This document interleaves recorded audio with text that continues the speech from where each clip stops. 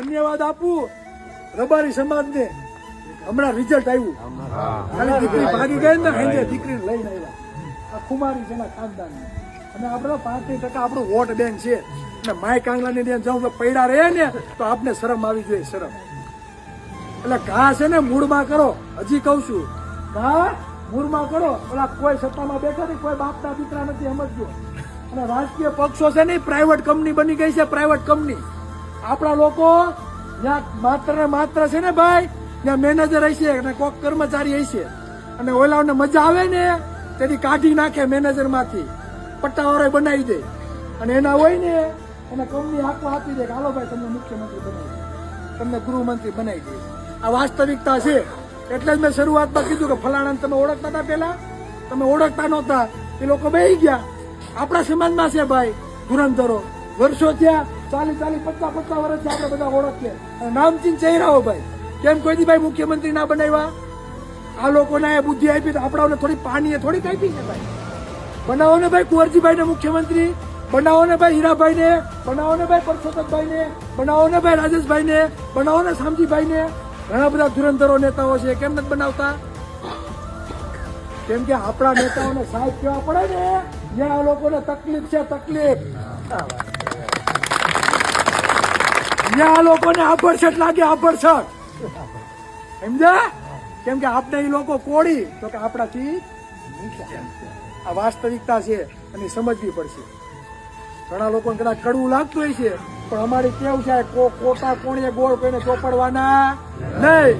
દૂધ અને દહીં લેવા જાવ ને દોડો હંતાડવો એ આપણું કામ નથી. તમે ખાઈ ગયા છો તો ખાઈ ગયા છો, બરાબર. અમે કોઈના ભાગનું છીનવા માંગતા નથી, પણ અમારા ભાઈઓના ભાગનું કોઈ છીનીને લઈ જાય કે આજે પણ સહન નહીં કરવાનું અને કાલે પણ નહીં. વળી પાછું એક જ વાત કહીને મારી વાતને વિરામ આપું છું. તમારે રિઝલ્ટ જોતું હોય તો પક્ષોને મૂકો સાઈડમાં, બરાબર. વિરોધ હંમેશા સત્તા પક્ષનો હોય. ભાજપ બેઠી હોય તો કઈ આપવાળાનો વિરોધ ન કરવા જવાનો, કોંગ્રેસ વાળાનો ન કરવા જવાનો. તો બધાને ખબર જ હોય છે સત્તા પક્ષ હોય ને એનો જ વિરોધ થાય. તમારે રિઝલ્ટ જોતું હોય તો ગામે ગામ બેનર મારવા માંડો, બરાબર ને. કોઈના બીક લાગે તો અમારા ફોટા લઈને મારી દેજો. કાલથી લખવાય માંડો. ચિરાગભાઈ કીધું ભાજપનો બહિષ્કાર, ભાજપનો બહિષ્કાર. અને કદાચ કોઈ અમને જ્ઞાતિવાદી કહેતા હોય ને ભાઈ, તો અમે જ્ઞાતિવાદી છીએ ભાઈ સમાજ માટે. હુકામે છીએ. 35% સમૂહ આપણો છે. જો 15% એસટી સમાજનો ચેતર વસાવા જો જ્ઞાતિવાદી હોય, બરાબર, 7% સમુદાયનો જિગ્નેશ મેવાણી જો જ્ઞાતિવાદી હોય દલિત સમાજમાં, તો અમારો 35% કોળી સમાજ છે ને એના માટે જ્ઞાતિવાદ થવું પડે ને તો કુરબાન છે, બરાબર.